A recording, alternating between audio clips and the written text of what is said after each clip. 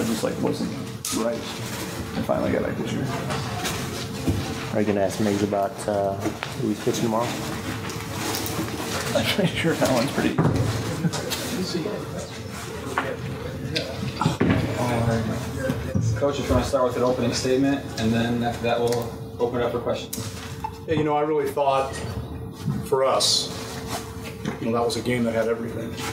We had a lead, we let it slip away, it got close, we made some plays, we made some pitches. We left some guys on base early, and sometimes that can come back to haunt you, especially against a quality team like this. We have a freshman who's gone in for defense in right field, Kaiser Weiss, and comes up, and isn't that always the way it is? I mean, you put somebody in like that for defense, and he comes up at a huge moment during the course of the game. Gets down 0-2 and takes a great at-bat, just grinds, wins a couple pitches, gets back into the count. And I told our guys that's kind of how our season's going. We started off the year 0-2, and we fought our way back to put ourselves in the position that that a lot of teams want to be in. So I'm really proud of our guys. All right, open up for questions. Nick, what settled Lucas down after the first couple innings? It seemed like he was pretty good in the middle innings. Yeah, I mean, it was a great atmosphere out here, and so I think he might have had some nerves going. So, but once he settled down, I mean, he had 3 zeros in a row. So that was big, and we scored a couple times during those innings to kind of make it a new ball game. So that was really good. Also, the way that Eastman pitches, he talks about pitching to contact and letting people get themselves out. It seems like you guys all took advantage of that and took what he gave you. Mm-hmm. What types of things did you go into the game thinking about your approach? I mean, he's a good arm, really good control, so we know he's going to be in the zone. It wasn't that he was going to be sporadic, so we just tried to be aggressive and get the next guy up, take good at-bats, and take the quality at-bats, not just give ourselves up right away, so yeah. Coach, what did you think of the hitting display that your team put on? It looked like they weren't trying to kill the ball, they weren't trying to hit home runs. Right. We had talked about their guy and his ability to pitch backwards, and we mentioned he's not the kind of guy that's going to challenge in fastball counts. It's going to be a backwards deal, so he can't be up there trying to lift and separate and drive balls out of the ballpark. You got to use the backside of the field. We've got to see the ball up in the zone, and we struggled with that early. But I think our guys are 19 to 22-year-old kids just like everybody else, and sometimes you tell them these things and they've got to see it one time to believe it. The first time through, I think we struggled with that, and then they saw, hey, this guy's going to spin it. We've got to stay behind the ball, and he made some adjustments and did a great job. Coach, one other thing. So I noticed Demir's pitched the last inning, so might have assumed that he will not start tomorrow? You can assume whatever you want. I'm not going to tell you. I'm not going to talk about that. We need to talk to Joe and kind of see how he feels, and we'll make a decision later in the day. Okay. How often does he save the game and then start?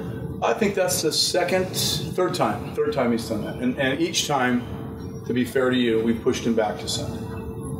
What was it? Why did you decide to go to him at that point? I thought Alex was a little tired. We've used him a lot. And we all know the percentages of this thing when you win game one, the likelihood of winning it. And if the worst thing that happens is Joe's matched up with their guy on Sunday, I'm okay with that.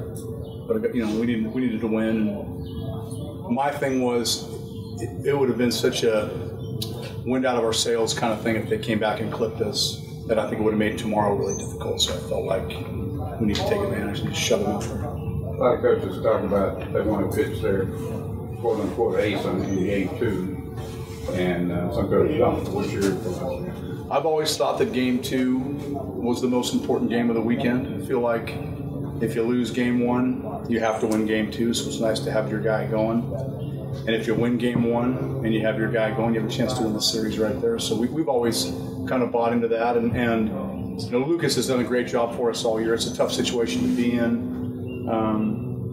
Because he kind of knows why we're doing what we're doing, but I give him credit. He battled and kept us in the game and did his thing. Nick, when you escaped that jam early, how much of a lift did that give you guys? You could have gotten a big deficit. Oh yeah, I mean that's big. I think it was the first inning was bases loaded, and only to come away with only giving up 1 run. I mean that's huge going with the momentum going in the next inning, and I mean, we've gotten down early a few times in recent weeks, but we don't let that phase us, and we just keep trying to roll. Any more questions?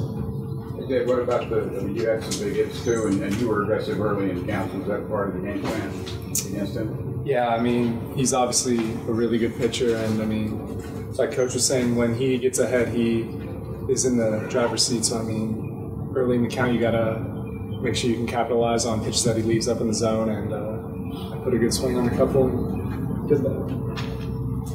Alex, there were a couple of instances in the late innings. They had the bases loaded with 2 out, I believe, in the 7th or the 8th, and they had the potential tying run at the plate the inning before that.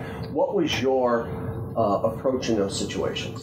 Just doing what I've done all year long. I just found the zone with my fastball. I'm working the 2-seam and my 4-seam, and that works for the first 3 or 4 outs for me, and then kind of got away from me later in that 8th inning, and that's why Coach talked about bringing Joe in, and obviously saw I was a little bit tired, and I love that situation for Joe. He got us out of it, so it's huge. Nick, being from here, you're familiar with the brand of baseball that Cal State Focus plays. How much did you kind of tell the other guys about that, and how much did you follow them, growing up? Yeah, I mean, for sure, they're a big time school for baseball out here, and I think everyone knows about them. I think it's not just the SoCal guys, but I mean, we knew they were going to be scrappy and never going to quit, and they always have their foot on the gas, ready to go, trying to be aggressive. So we just had to take a step back, relax, and breathe, especially after those first couple innings. Anything else? All right, thank you guys. Thank you.